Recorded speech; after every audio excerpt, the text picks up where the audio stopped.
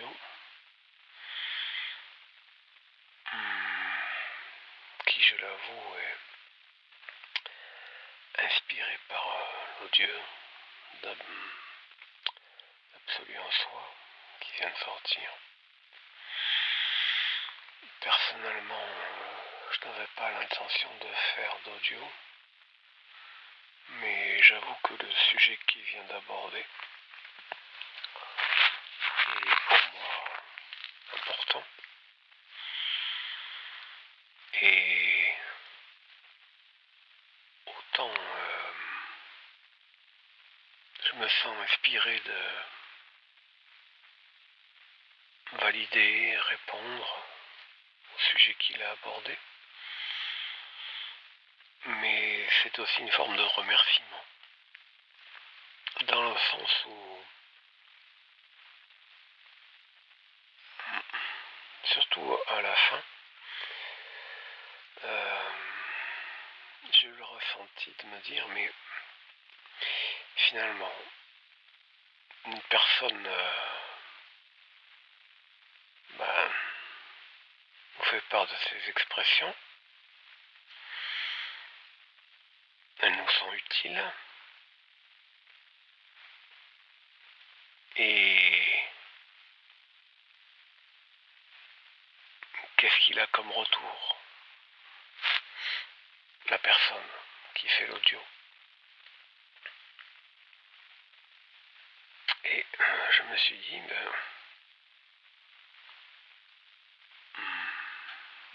le retour que je peux faire, c'est déjà évoquer ce que ça évoque chez moi. Et pour moi, c'est une forme de remerciement et de retour qui n'est pas un échange équivalent, mais c'est mieux qu'une simple oreille qui prend et puis qui ne retourne rien.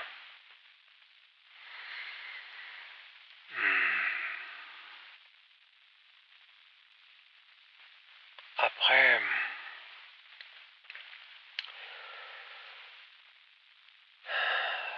il faudrait revenir sur le sujet des échanges équivalents. Bien sûr, faire un audio, c'est pas dans l'idée d'avoir un retour, mais je parle uniquement pour moi.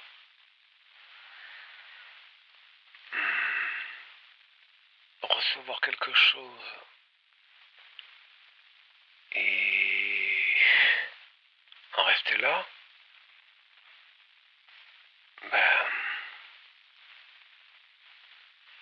je pense que c'était pas malhonnête, mais disproportionné. On prend, on écoute, on se sert, et puis c'est tout.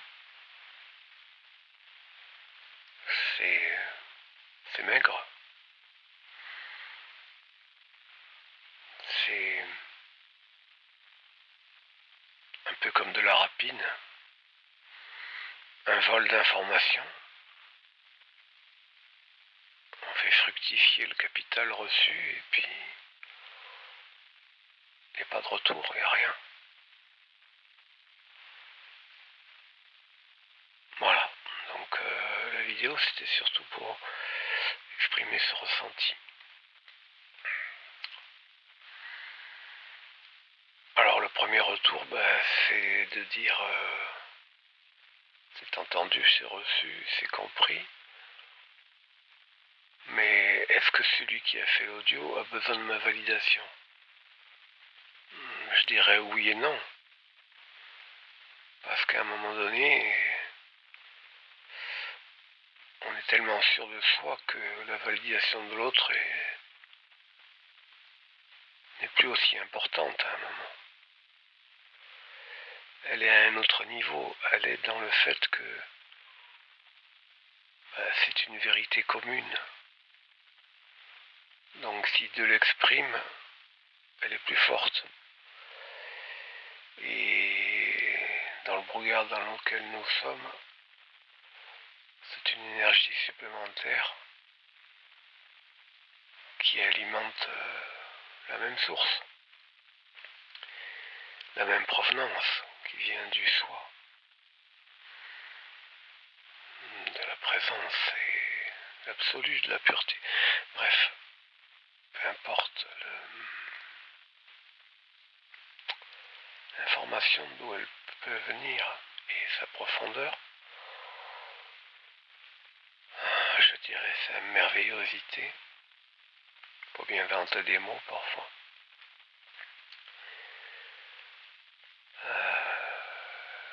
Quelle que soit l'expression de l'autre, ça peut s'ajouter comme résonance, comme amplification de sa propre parole.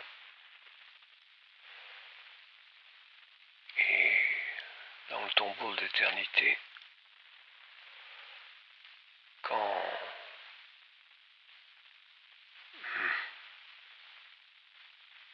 dans cette noirceur il y a une lumière qui se fait entendre, une vibration qui est au-delà de ce monde, eh bien, si elle peut être répétée, c'est comme des diapasons qui se mettent à l'unisson. C'est important.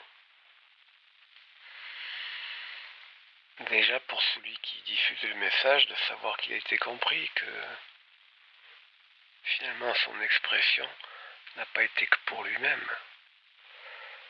Parce que les messages audio, s'ils sont d'abord privés, c'est pour soi-même, même s'ils deviennent publics, c'est évident qu'on ne le fait plus que pour soi. Ça a une utilité à celui qui l'écoute, qui le reçoit. Donc. Savoir que le message est bien reçu, bien compris, c'est une forme de satisfaction pour celui qui l'a exprimé. Parce que déjà il peut se dire, j'ai été assez clair pour qu'on me comprenne.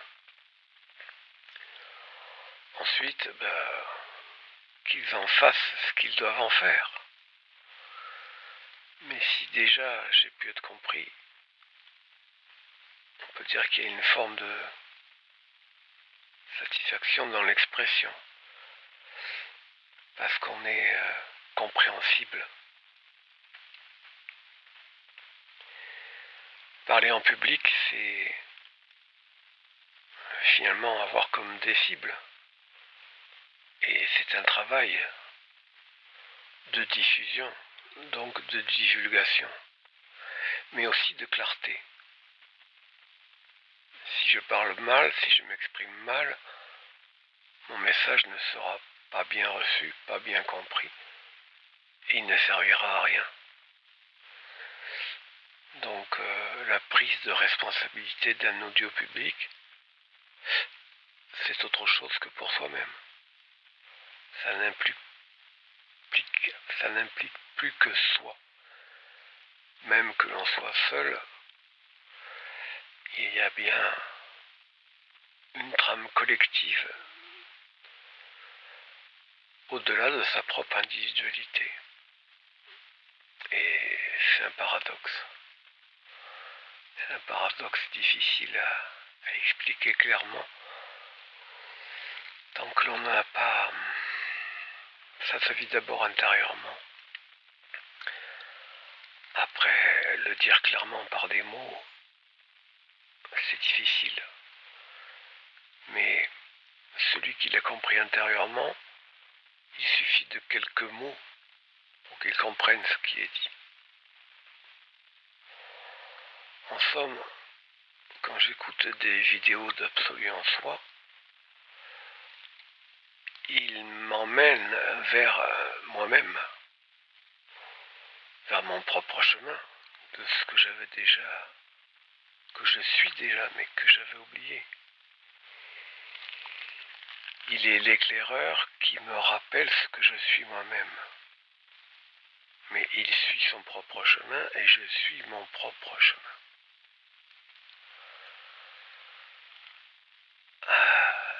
j'ai à la fois besoin de lui comme je n'ai pas besoin de lui. Ça aussi c'est un paradoxe.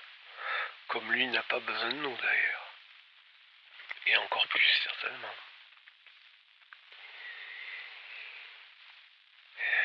Car plus on se rapproche de soi, plus on se suffit à soi-même.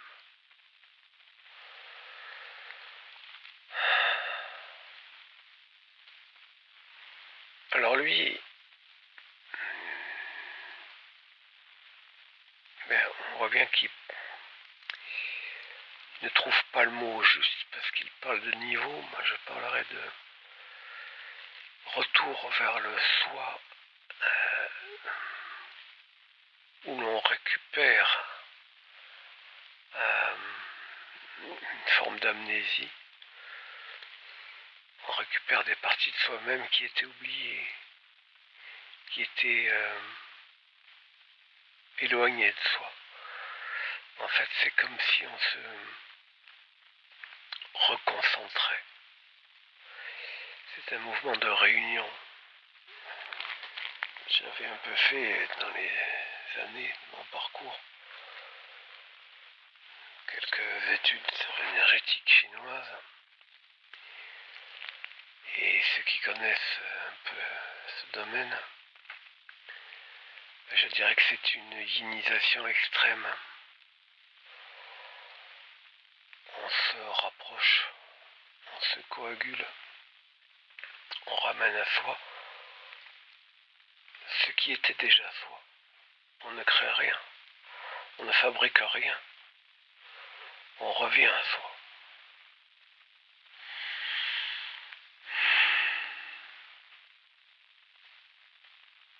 Après,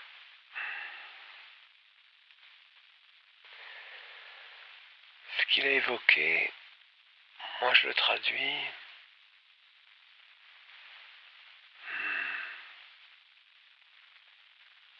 quand il parle du savoir individuel, qui est aussi le savoir atomique.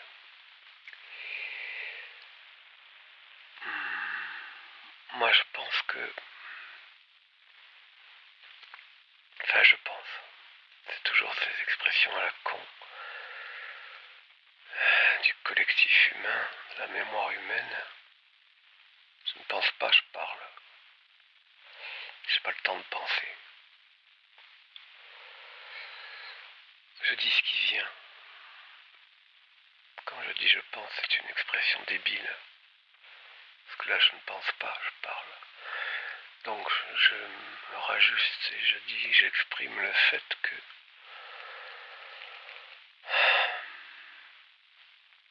il y a un moment précis, où on bascule dans un niveau de profondeur, d'un savoir qui est plus intense, plus conséquent, plus consistant. Et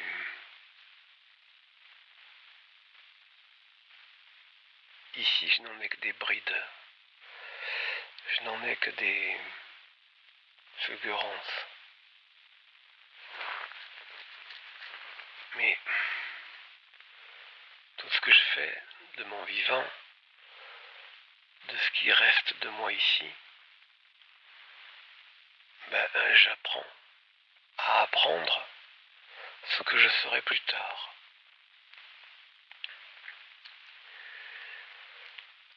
Je me réhabitue à devenir ce que j'étais déjà.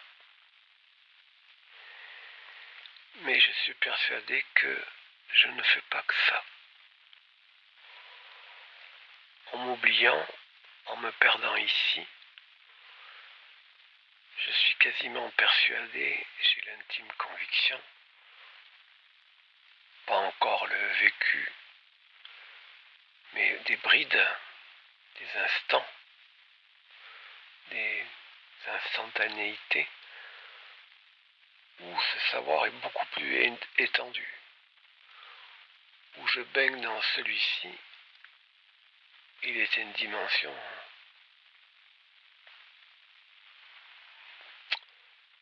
supérieur. Infiniment supérieur. Je ne suis qu'un petit rien face à ce que je redeviens.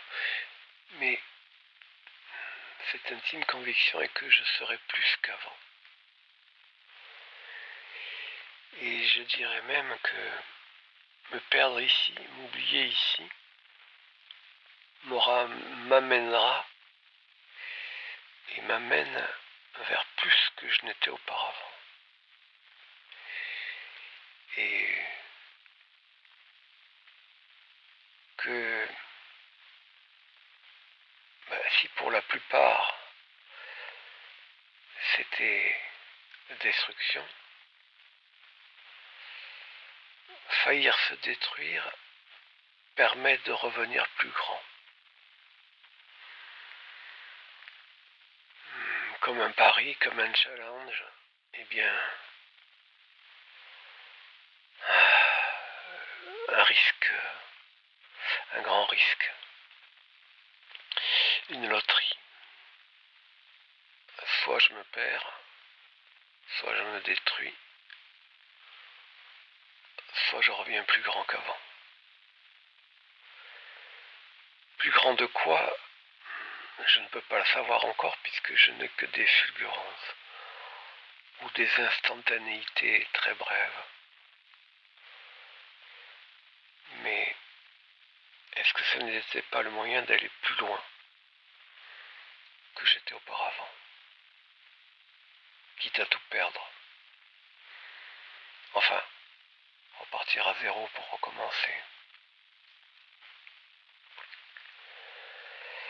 Effacer l'ardoise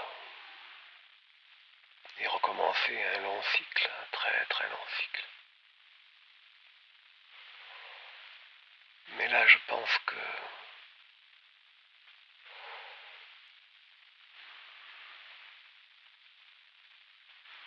je dis pas que c'est fait, pas du tout.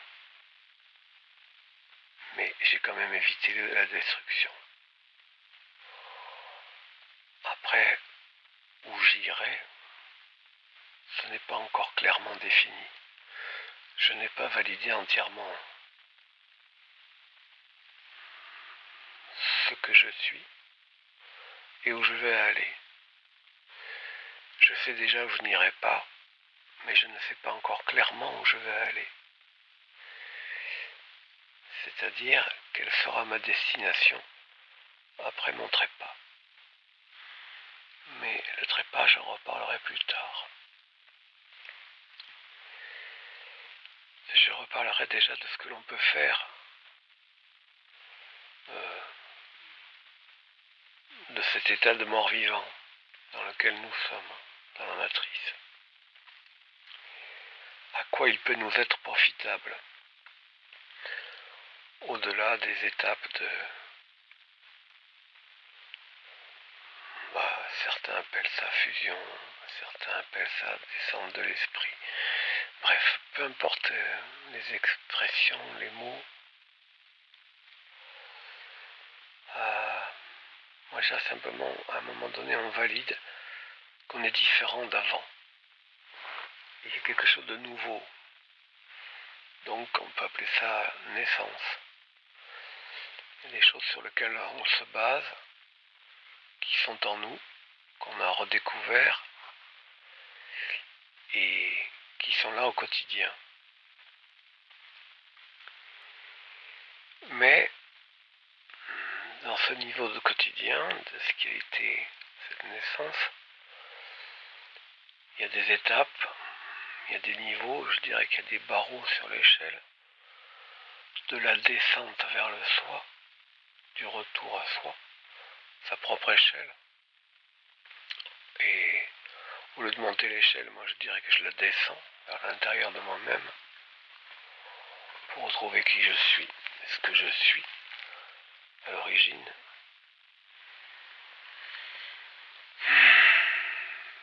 Mais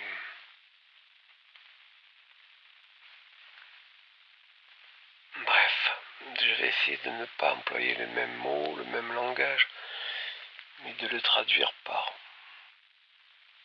même si parfois les expressions, le langage permettent un dialogue plus facile, parce qu'on a les mêmes mots, les mêmes expressions, donc la compréhension est plus simple. Mais en termes de vécu,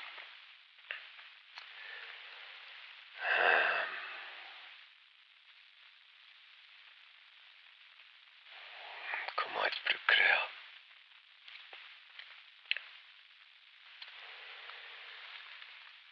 Il y a des états que l'on valide, que l'on vit,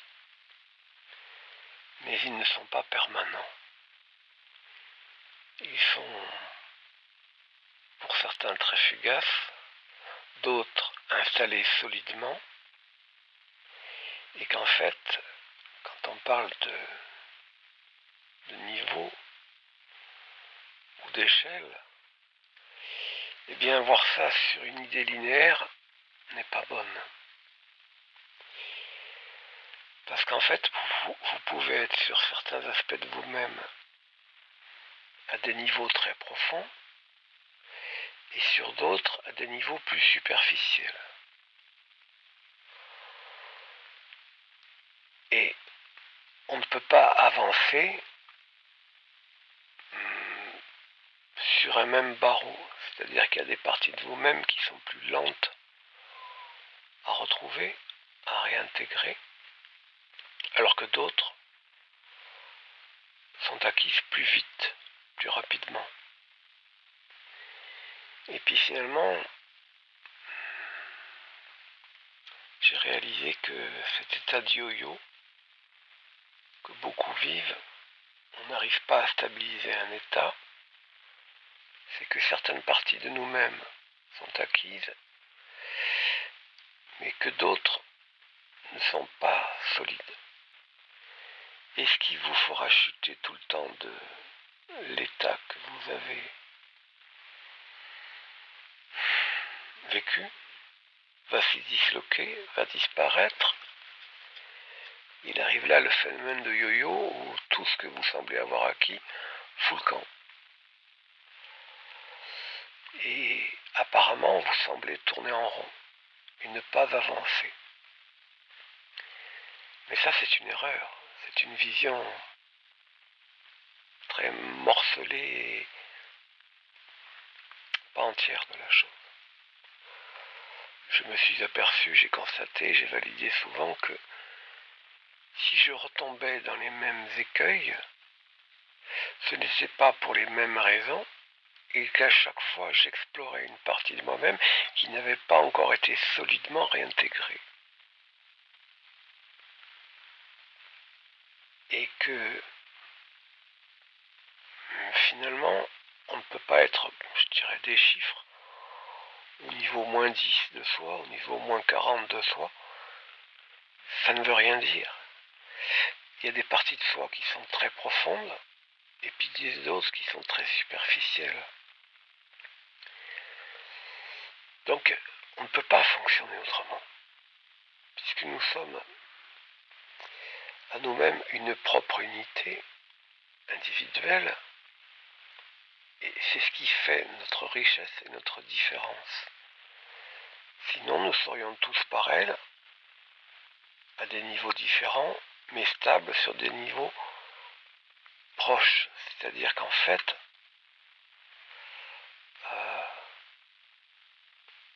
nous ne rencontrons jamais l'autre nous-mêmes, puisque nous sommes individuels. Nous pouvons nous rapprocher et communiquer sur des niveaux de vécu, de ressenti, mais dans ce même ressenti, il y a des niveaux différents. Même s'il y a une compréhension mutuelle, il y a des choses que l'un a fait et que l'autre n'a pas fait, ou a entrevu et ça a disparu, parce que tout n'est pas réintégré. Donc, oui, il y a des fossés, il y a des abîmes entre un être qui n'est pas né, un autre qui est né, Mais même dans les êtres nés, il y a encore des différences, bien qu'il y ait plus de compréhension. Je reviens donc sur ce que je disais précédemment. Pour moi, il y a une barrière. À un moment donné, le savoir basculera, mais ça, ce n'est pas de notre vivant, sur des niveaux tellement plus importants que les différences des parties du soi non réintégrées seront plus équilibrées. C'est pour ça que la démarche de retour vers soi est chaotique et assez dérangeante parfois. Donc il faut s'habituer à retomber et ne surtout pas en faire un drame ou une peur. Il y aura un moment de bascule où tout sera plus équilibré, où ce qui me faisait chuter sera clairement, solidement et réintégré en moi. Je parle de moi comme de vous puisque la démarche est la même, bien que chacun ait un cheminement différent dans son propre retour à lui-même.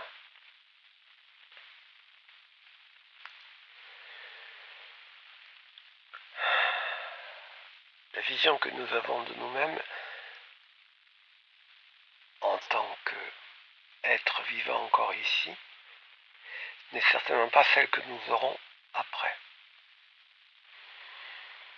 Mais c'est après que je dirais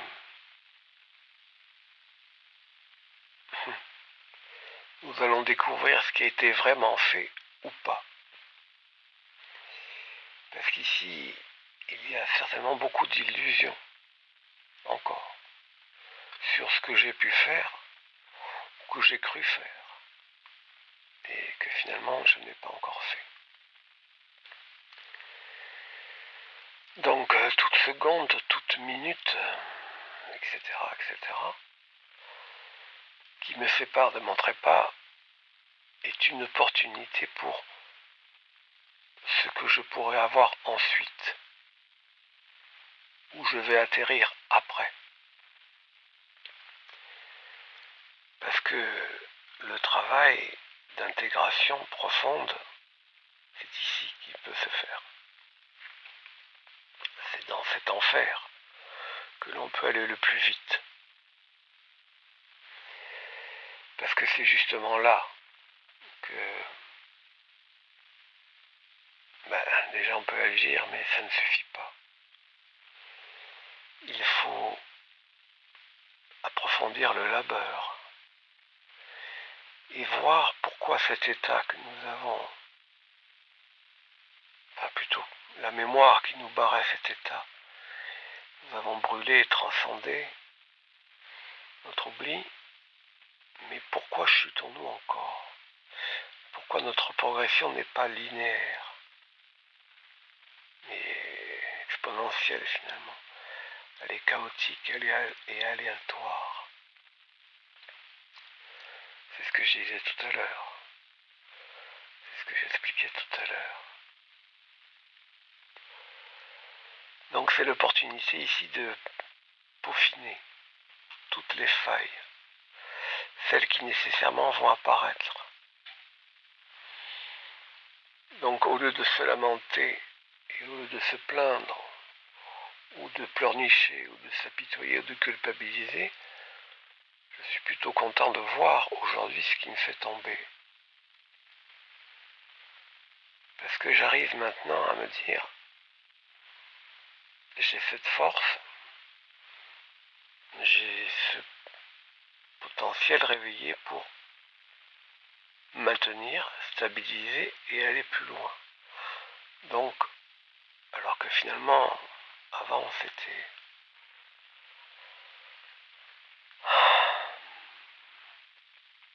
comme un retour incessant que je n'arrivais pas à maîtriser, à polir, à façonner.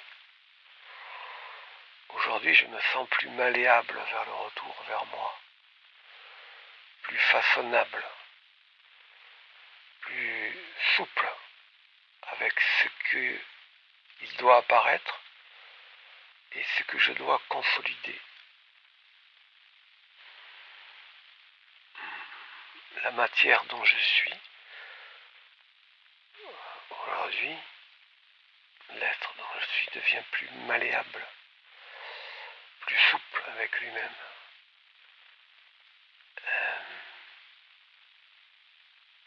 C'est comme si l'être que je suis avait enfin l'autorité nécessaire pour réintégrer ce qui lui manque. Et qu'il le fait enfin avec plus de facilité et non pas par une puissance acquise, mais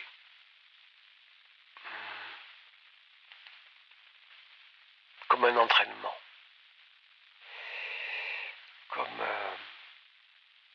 je dirais la phrase, remettez 100 fois votre labeur et votre ouvrage à la tâche, polissez encore l'œuvre. Ce n'est que par ce travail, cet acharnement du travail, qui vient de lui-même parce qu'il est plus facile, parce qu'il est plus aisé. Donc c'est un paradoxe parce que certains peuvent s'endormir et croire que tout est acquis. Alors qu'en fait, ils ne voient pas que c'est maintenant que le travail véritable de l'œuvre commence. Ce n'est qu'une fois né que tout commence. Avant, il n'y a rien. Donc de l'enfant, il faut devenir adolescent, puis adulte. Je ne cache pas que j'étais encore enfant il y a peu. Je me qualifierais aujourd'hui d'adolescent raisonnable, qui voit ses manques et qui les corrige avec plus d'aisance, et qui veut s'installer dans un acquis,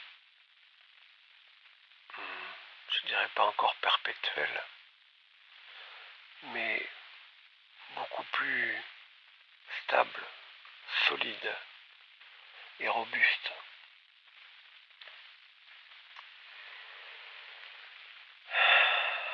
Ce n'est que de cette base stable que je pourrais alors, au-delà de mon trépas, aller vers des horizons plus lointains, qui dépasseront le cadre du réel et, je l'espère, de l'absolu, pour employer les mêmes mots et les mêmes terminologies pour être plus facile à comprendre.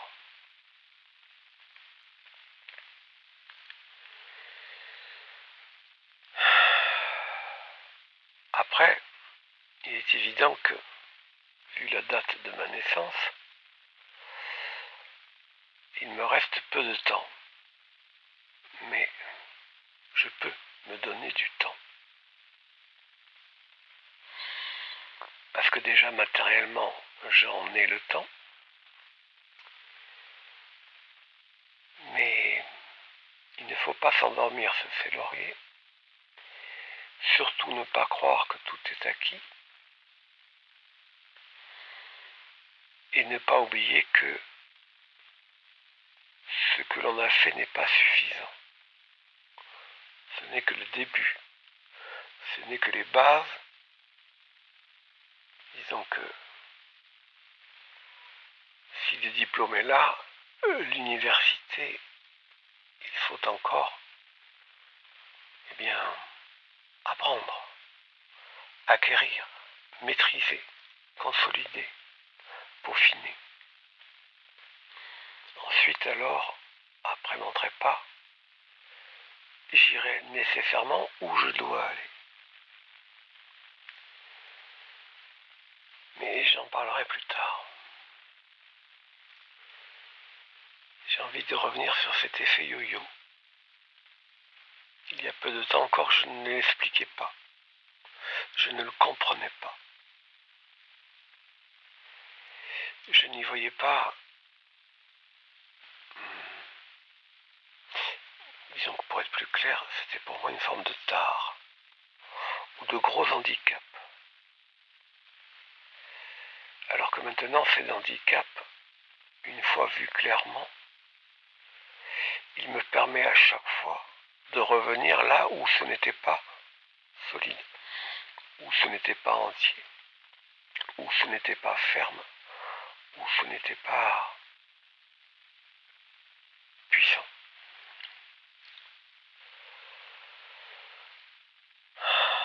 C'est comme un alpiniste ou un spéologue. Je préférerais plutôt prendre l'analogie du spéologue qui descend. Mais dans sa descente vers le soi,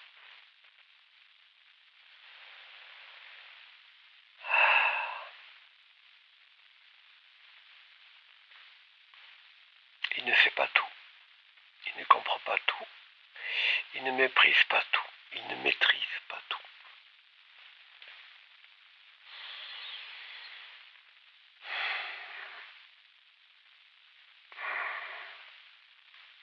Et à certaines difficultés, il est toujours handicapé. Jusqu'au moment où il comprend, il voit clairement ce qui lui manque.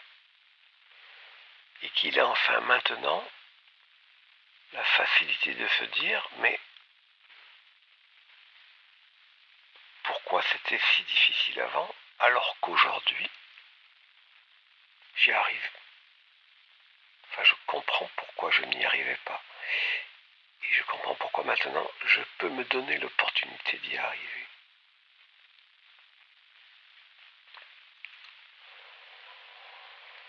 Donc c'est un état nouveau. Non plus de faiblesse, mais d'apprentissage et d'opportunité je dirais, de plénitude.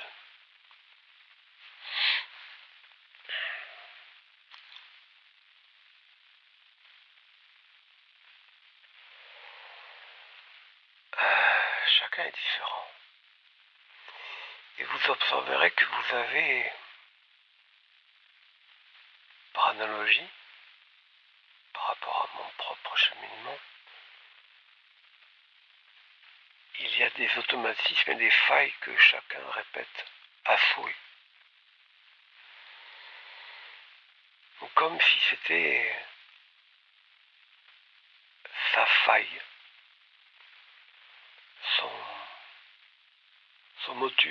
son modus operandi, sa gymnastique inversée, où il doit apprendre à faire l'inverse de ce qu'il était. Et là où il était faible, il deviendra fort. Mais au-delà de ce que l'on peut constater, n'y a-t-il pas un dessein plus profond de l'être, et je dirais même de votre propre pureté, qui vous impose à explorer ces parties de vous-même pour arriver à une œuvre qui va vous faire dépasser ce que vous étiez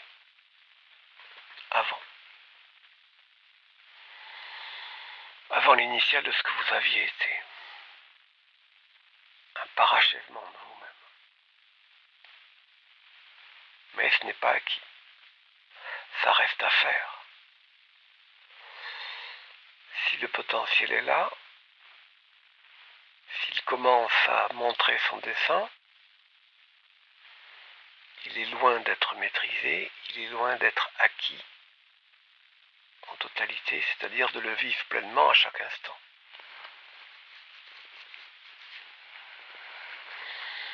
Un état est solide quand il est constant, c'est-à-dire, je dirais presque éternel, où vous ne le perdrez plus, jamais, en totalité.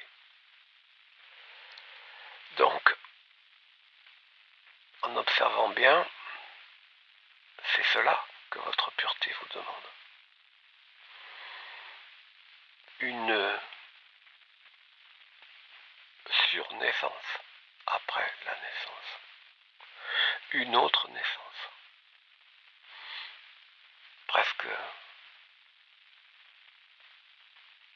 quelque chose d'inatteignable. Alors,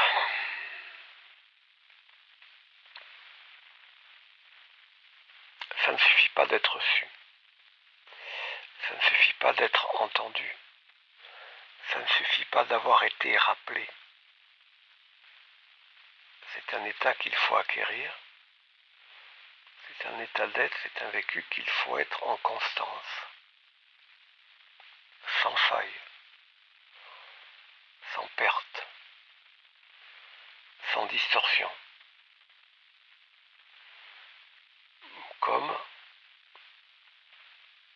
un instant d'éternité qui par sa définition ne peut jamais s'arrêter parce qu'en fait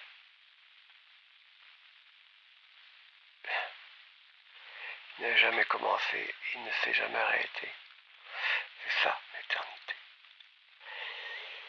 Alors dans ce que vous êtes-vous dans tous les domaines qui font votre être en permanence dans cet état? Impossible. Celui qui dit cela se ment à lui-même.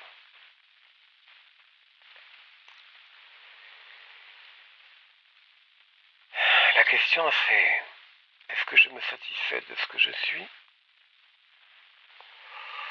Ou est-ce que j'écouterai ce que la pureté me susurre à l'oreille que je peux devenir et que je n'étais pas encore, même à l'initiale? Un sur moi, un soi au-delà du soi. C'est un peu comme ça que je le ressens.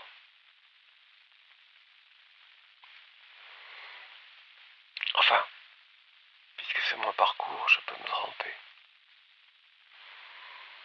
Mais j'ai cette impression que c'est pour aller au-delà de ce que j'étais auparavant. Ça s'inscrit en moi comme ça. C'est nouveau. Enfin, nouveau, je veux dire, dans mon amnésie, c'est nouveau. Donc un voile a été ôté sur ma direction, mon objectif. Je dirais pas ambition, je dirais découverte du potentiel, mais quant à la réalisation de celui-ci, tout est entre mes mains.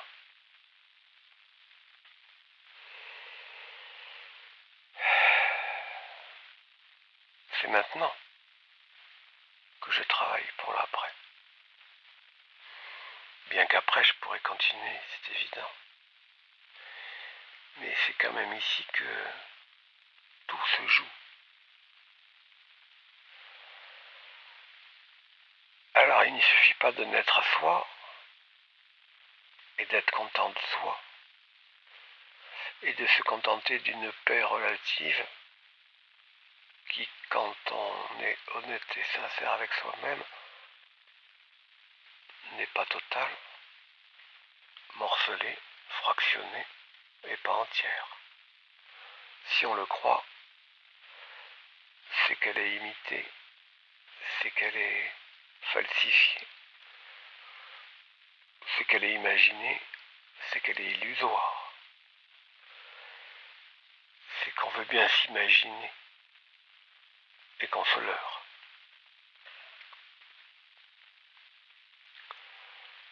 Donc je préfère voir encore en moi du chaos plutôt qu'une construction qui serait une illusion.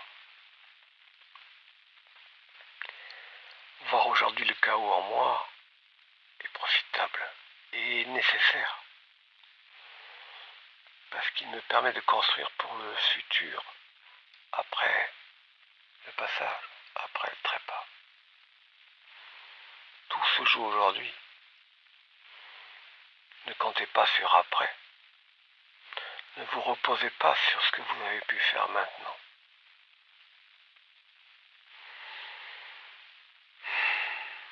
Être content, être satisfait de ce que l'on a pu faire, réclamer le fruit de son labeur, certes, mais s'en contenter et s'endormir et s'en réjouir en se disant tout est accompli, quel mensonge, quelle ignominie, quel blasphème avec sa propre pureté. Ce n'est certainement pas là où elle veut vous emmener, dans une illusion, dans un rêve et dans un mensonge. Votre propre pureté, elle doit vous malmener, mais dans une certaine forme de douceur, pour vous montrer que vous êtes capable de voir ce qui ne va pas et d'installer une puissance pour rétablir ce qui ne va pas. Et ce qui était impermanent, devenir permanent. Donc, finalement, celui qui croit qu'il est arrivé n'est jamais encore arrivé à comprendre qu'il n'est pas arrivé.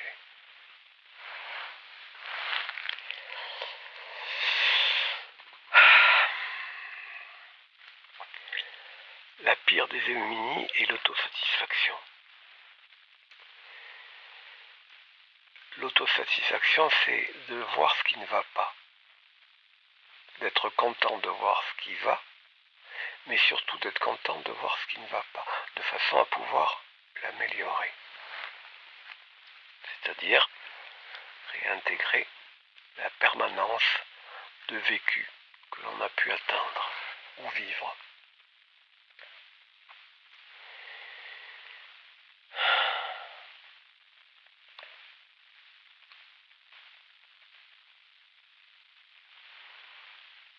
Ce n'est pas que des mots.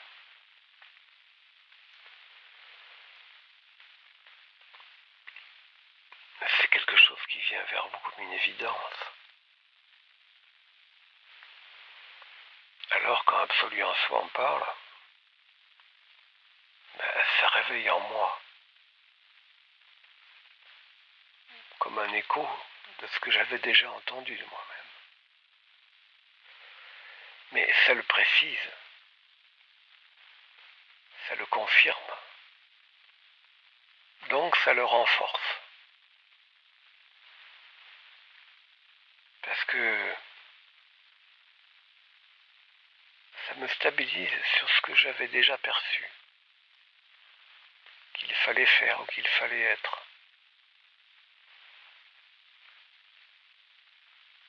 Ça me dit sur la carte du retour à soi, oui, c'est bien cela, c'est bien la route qu'il me semblait qu'il fallait prendre.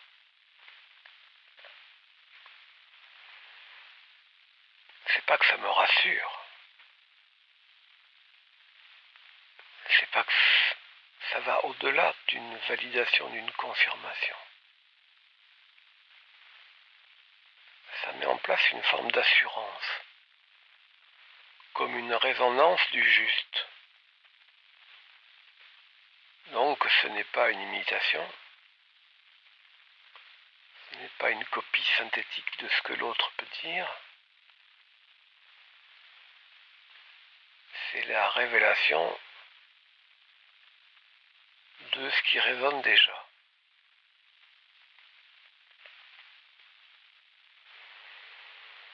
Voilà. Donc cet audio, c'est un remerciement, un retour à ce que j'ai pu entendre.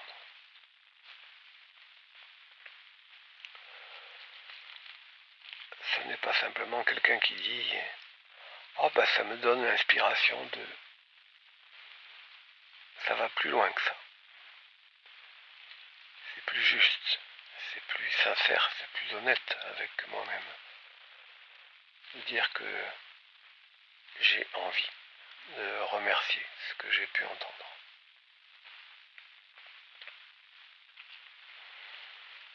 Ça doit être dit, ça doit être précisé.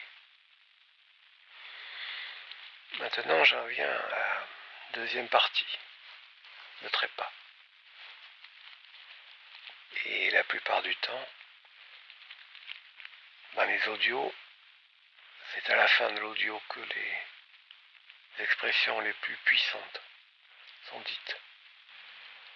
Comme si les expressions précédentes, bien qu'étant appropriées et justes, étaient l'échauffement qui permettait à l'autre qui écoute de dégager le voile, de réajuster sa mémoire et de faire résonner en lui ce qu'il y avait déjà comme résonance possible. Et puis après, eh bien, le plus important peut être dit parce qu'il peut être accueilli. Et donc, il y a une maturation dans la parole. L'important vient à la fin. Comme finalement notre fausse vie ici. Si notre vie est importante, c'est par le travail que l'on y peut y faire. Et pas simplement de l'agir, mais du travail de permanence dans les états retrouvés. Les états du soi retrouvés. C'est notre fausse vie, finalement, parce que nous sommes des zombies, des morts vivants. C'est le passage de la mort qui va révéler ce que nous sommes et voir si nous sommes assez solides d'affronter et de passer comme une illusion tout ce que nous avons pu imaginer, donc créer comme fausseté, méchanceté, putridité de soi-même. Si tout est bien clair, si tout est bien fort, si tout est bien solide, eh bien, les étapes après la mort seront franchies facilement. Mais tout ce qui n'est pas encore bien solide va venir nous hanter, va venir nous tenter, va venir nous séduire. Sommes-nous bien solides face à nos démons, nos propres créations? Parce que c'est celle-là que nous allons retrouver après que ce qu'il reste de nous disparaîtra.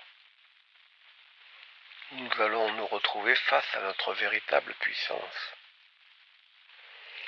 Ici, je dirais que nous n'en avions que les manifestations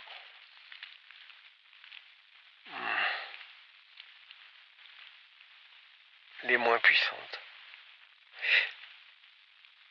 Pas les moins terribles, mais les moins puissantes.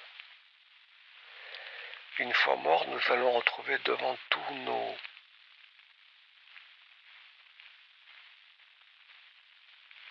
égrégores personnels, nos propres créations, nos propres tout le coup, ce que l'on a pu créer comme être, comme forme,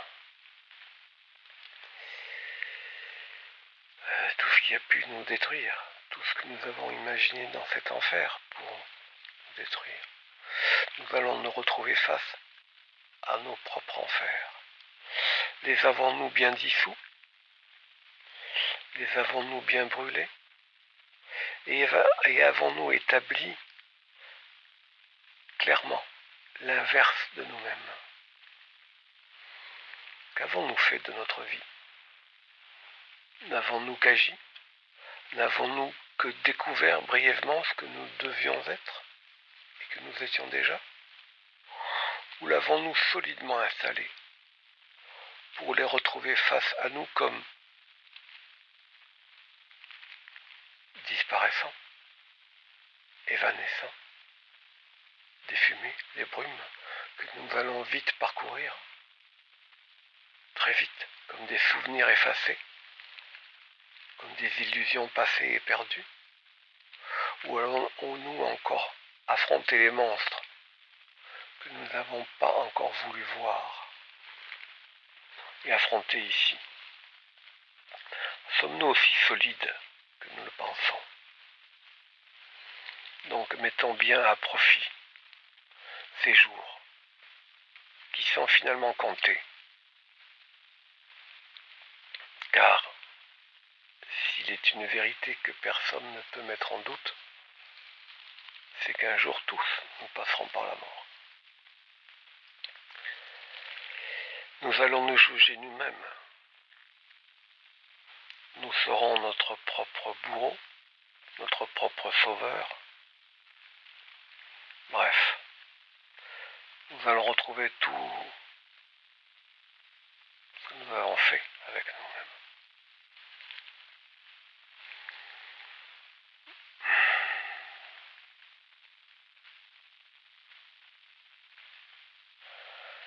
Allons-nous être finalement vraiment nous-mêmes? Si nous sommes solides, enracinés véritablement dans le soi, alors nous irons facilement vers l'éternité. Mais est-ce que cela sera si facile? Donc mettons bien à profit pour encore voir les monstres qu'il y a en nous et dissiper les illusions que nous avons pu les chasser. Sommes-nous vraiment en permanence dans les états que nous avons pu retrouver? Ou sommes-nous encore des girouettes? Ou finalement des êtres faibles? Sommes-nous aussi puissants? Ou n'est-ce qu'une illusion de l'ego qui est encore au milieu?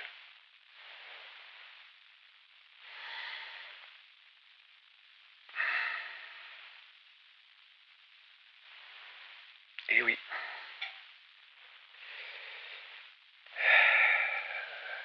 c'est la conclusion. La mort, c'est le passage. Allons-nous vers l'éternité? Ou encore sur des constructions artificielles?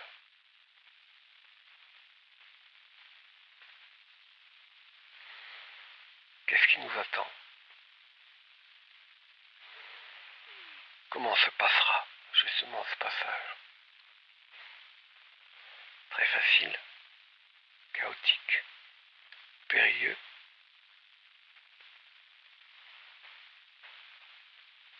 Est-ce un cul-de-sac? Va-t-on se retrouver encore bloqué?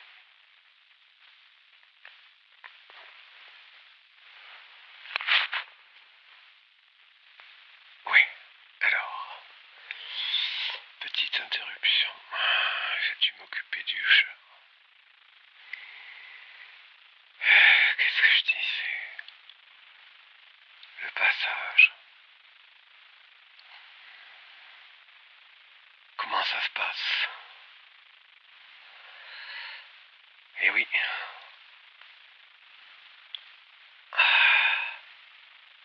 Pour moi, l'audio d'ABS, il est très important parce que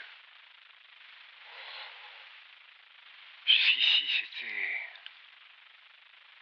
ce qu'on devait faire de notre vivant. Enfin, de notre pseudo vide mort-vivant. Mais là, ça insiste sur le passage. Et finalement, tout ce qu'on fait ici, ça va influencer le passage et où on va atterrir après le passage.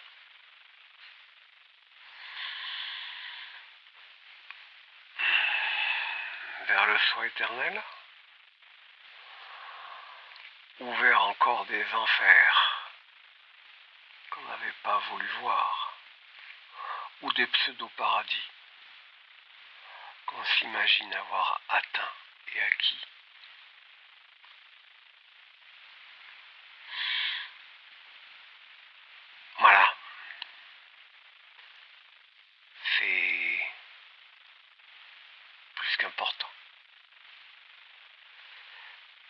oublier que tout ce qu'on fait, ça détermine le passage et où on va.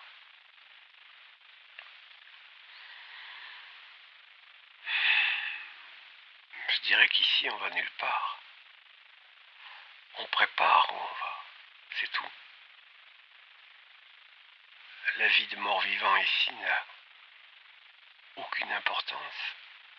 Sinon, la seule et unique importance, c'est de préparer le passage et la destination où on va.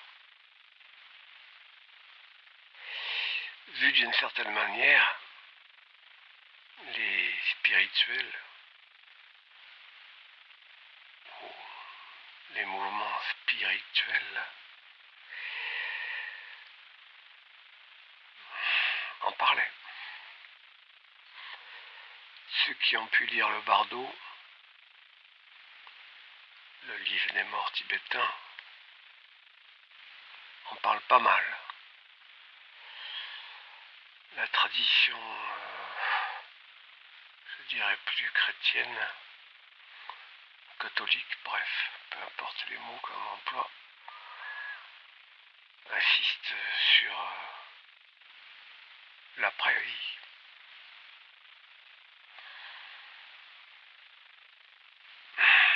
Tout n'est pas à jeter dans ces pseudo-voies de garage.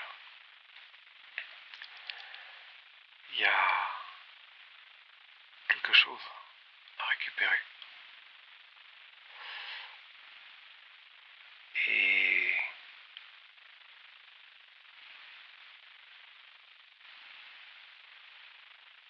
je veux dire, la connaissance que vous avez en vous, elle va valider ou pas certaines choses, certains écrits.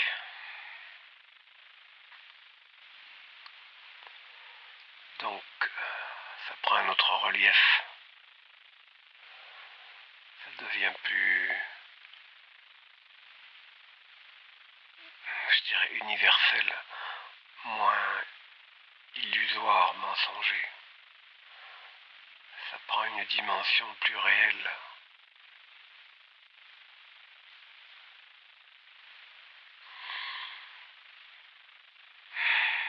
Mais ça vient de soi. C'est pas imposé. Ça s'impose. Ça n'a pas besoin de s'écrire. Ça se ressent. Donc ça se sait comme juste ou pas. Pour moi, il y a eu 2 audios essentiels d'ABS. C'était l'audio, je sais plus. Bref, un audio où il parlait de ne pas laisser de traces, justement. Et puis celui-là. Pour moi, c'est 2 marqueurs temporels dans ma propre matrice du temps passé ici. Le premier m'a remémoré où j'étais et ce que j'avais plus ou moins compris. Et aujourd'hui, cet audio me dit, voilà. Ça, c'est l'étape d'après. Alors s'il aborde aujourd'hui, puisqu'il est... Je ne sais pas s'il le sait vraiment, ABS, mais il est vraiment hors du temps. Parce que souvent, ce dont il parle,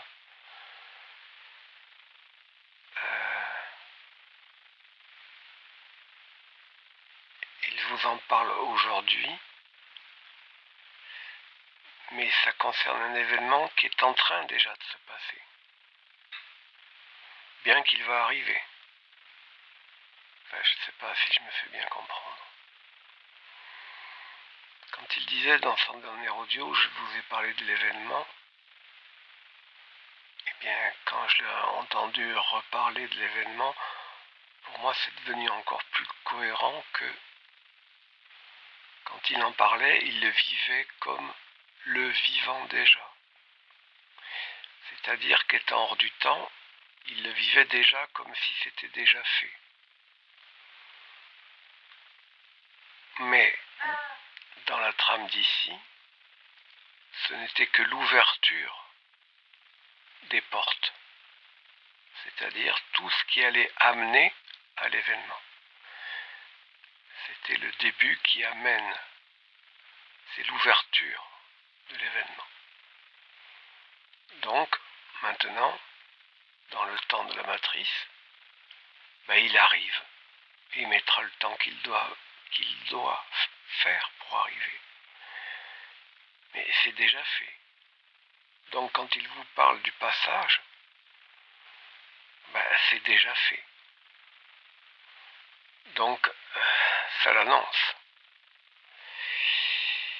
Et quand il annonce quelque chose, ne croyez pas que c'est pour dans très longtemps. C'est toujours proximitif ce dont il vous parle.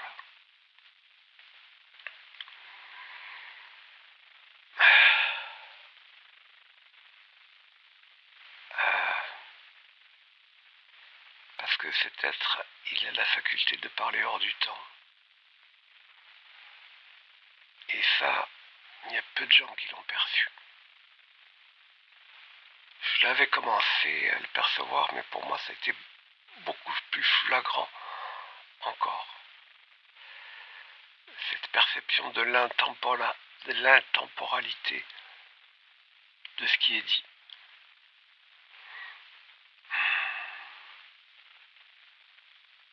Quand c'est dit, c'est fait. Et quand c'est fait, c'est que ça va être vécu. Ça l'annonce.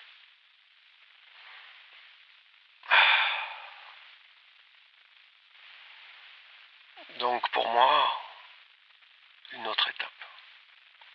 Une page se tourne avec cet audio pour moi. J'ai envie de dire ça. En tout cas, c'est ce qui sort.